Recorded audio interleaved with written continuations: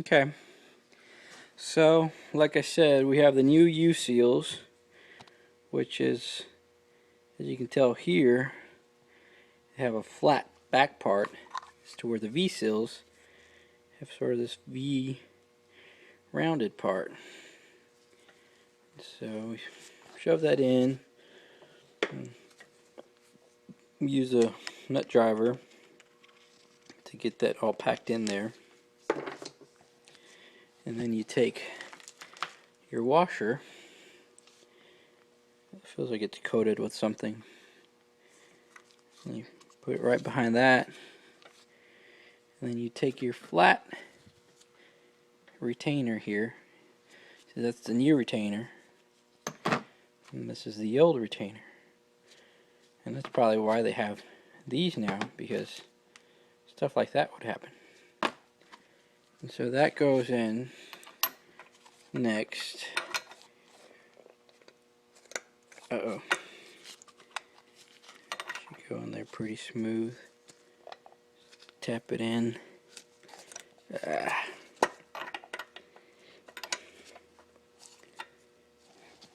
me get this in, guys.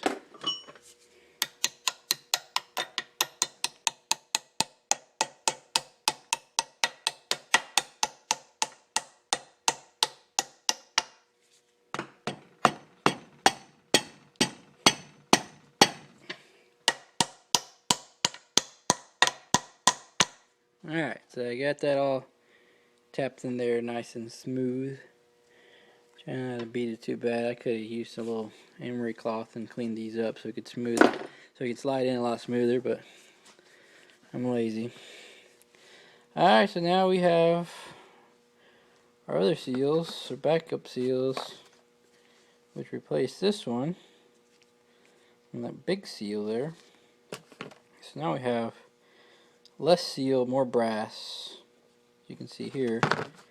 And so, just like the other one, it had a washer. You drop the washer in, then you put the seal in, and you put your white spacer, or your, what would you call them, washer or something. You can sort of see there a little coloration of that 3 layers there. This is the washer, seal, and the brass, or I mean the white PTF washer. So that goes all above here.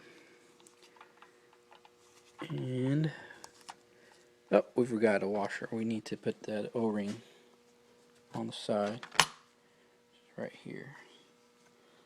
So we'll put the O-ring on. Do this with one hand. Let's put a little grease in there so it can go in smoother.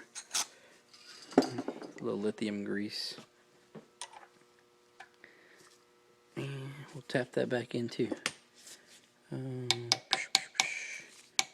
Probably shouldn't do it with a hammer like this.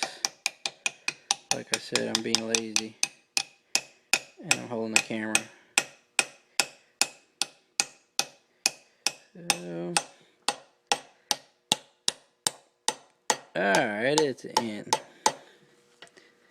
And try not to beat it too bad. If you really get you a socket and you put it over and you bang on the socket, and look at that, that one fit perfect, 7/8, just in case you want to know. Fits right in there. You can tap on top of that and get an even hit. Okay, so I'm gonna open these up and do the rest of it. And you can see you had a little water leak. Some of the rusting from the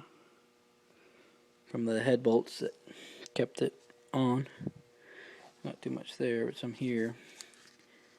Looked like it was coming out of here. You can see kind of the wet spots. So I'll get that all back together, and then we'll put the I'll show you the unloader we're going to put on. That's the main cause of this, all these issues it had. That unloader went bad, and so we're gonna replace it with a MTM Hydro unloader. This is supposed to be up to, I think, 10.5 gallons at 5,000 psi. It's pretty good unloader. We'll have to plug some of these bypasses off, like that front one and this side one. I think he only uses 1 or 2 of them. So we'll do that, and we'll install that on that flare fitting there.